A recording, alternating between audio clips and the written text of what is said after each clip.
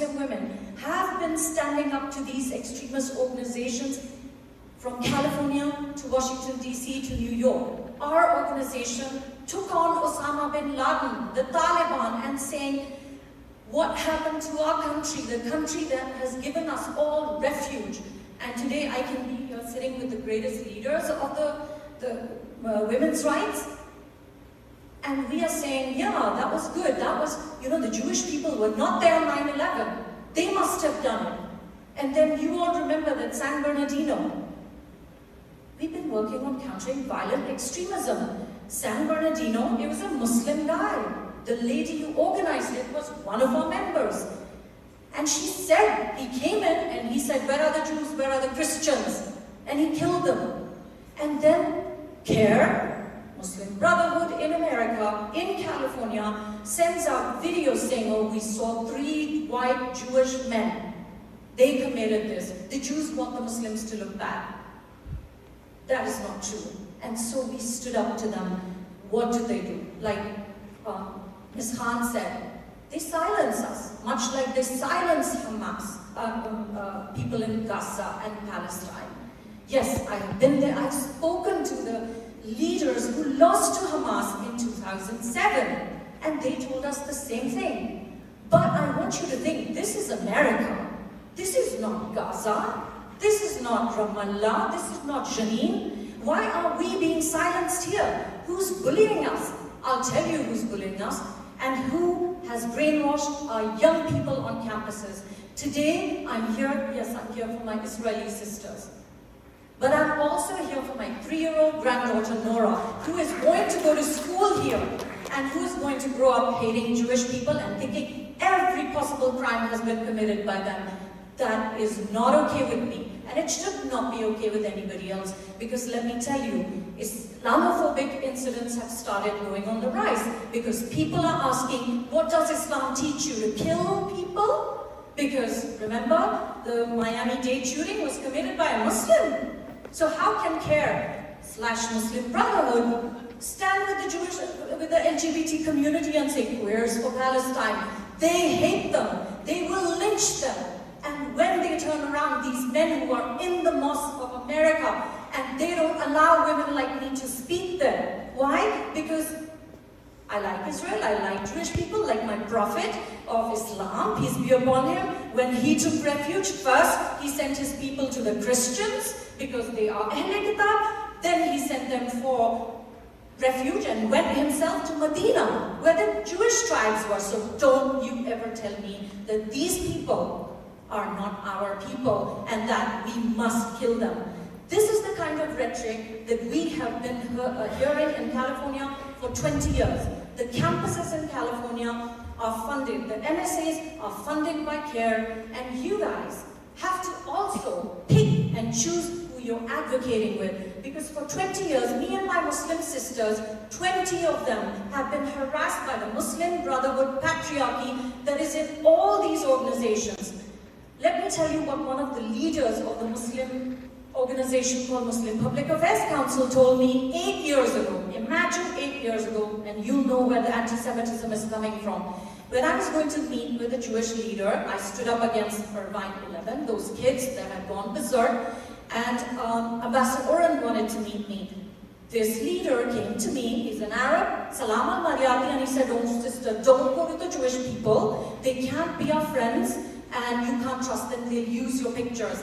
I thought about my father who had built Pakistan and my grandmother, and they, when I moved here, told me, Muslims thrive with Jews. We are people of the book. When we live with them and we work with them, communities thrive. And I knew that that could not be the teaching of Islam, and that these people have a separate agenda. So all this going on about anti-Semitism, is anti-Israel is not anti-Semitism? Let me tell you it is. Because Salam al-Maryati told me that, you know what, Israel is evil. They are killing the Palestinians 10, 15 years ago. And I said, no, I can't work with men like that. Anyway, these men don't even think that we are a human being. They tell us we should sit in the kitchen, we can't have a seat at the table, that we don't have a brain. I'm not going to work with them. We founded American Muslim Women. And the other civil rights leaders fear that we all have in California. Let me tell you about that gentleman, because he has harassed, discriminated, abused, almost killed one of my sisters that I've been supporting for the past 5 years. Laurie Saroya. Please Google her. Look at the stories of women and know what happened to them. This civil rights leader allegedly asked her for a sexual favor, and his name is Nihadawa. Who is he? He's the head of care in America. For God's sake, we want these men to be held accountable. We want to stop the funding of MSAs.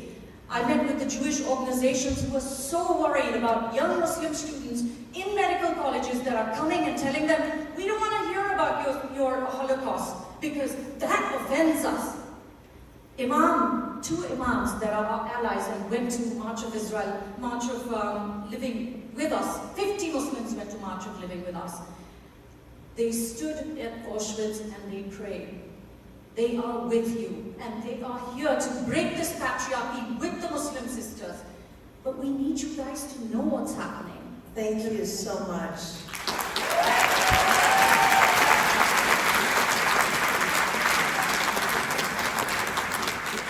The impact that nobody seems to be talking about is something that I want to talk to you about, Carolyn, Dr. Hellman. You know, you have specialized in really looking into the impact of trauma, and especially you deal with survivors. But my question to you is, yes, what is the impact on the individual who's been traumatized and violated like that? But what is the impact on the family? And what is the impact on the community? And then, what is the impact on the entire world? Thank you so much for making this happen. I mean, it's just incredible that we're having this conversation and that this film is getting airtime. I mean, we really owe you for that. I just want everyone to just, with me for a moment, just take a nice deep breath. Just breathe in and breathe out. And I know that's a hippy-dippy thing to do, but we've actually all experienced at least a minor trauma this evening, or tertiary trauma as we call it, because we have borne witness, not to the explicit images, but to the testimonies of what happened on October 7th. And I just want to lay out some stats. Working with survivors, this is a particularly egregious instance or series of acts of violence. Violence or rape as a tool of war started in the late Middle Ages when rape was considered a way to show your manhood. It was considered a common or normal part of the spoils of war, and since that time, literally millions of women have been raped, mostly women, some men. We had a commission after World War II documenting that, the rape of Nanjing, World War II, you name it, in the former Yugoslavia. As you noted, Heidi, it is happening right now. It is happening in Ukraine. It is happening in Haiti. And we're talking about organized, systemic use of rape as a tool of sexual violence, as a tool of war.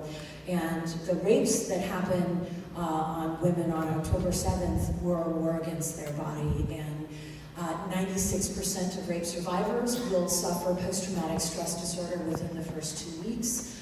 51% will have lifelong post-traumatic stress disorder. So we actually do understand that the trauma that happens with rape. We understand it because we understand PTSD of veterans coming back from war. We understand the flashbacks, the sleeplessness. You're going to have issues sleeping tonight because of your tertiary trauma from bearing witness to this, right? Many of you are. We're talking about depression. We know that rates of depression for trauma for those who've experienced rape and sexual assault are 3 times what they are for folks who have not. We know that suicidal ideation and death by suicide is over 2 times more common for rape survivors. And so what is happening with these families right now is the survivor's identity has been shaken, the family's identity has been shaken, their community's identity has been shaken, mostly because of a myth that drives victim blaming. And that myth is, and this is why we, even though we know know better, many of us, do not believe survivors or want to blame them or hold them somehow accountable. What was she wearing? What was she doing? What was she, why was she out at night? We tell this story because to tell the truth, which is that we don't control these acts of criminal violence, right? And that the survivor is not at all responsible for a criminal, felonious act against her. If we tell that truth, then it means we can't control it. It means that our daughters are on college campuses where they face higher rates of rape and sexual assault than if they don't go to college. It means that we are not in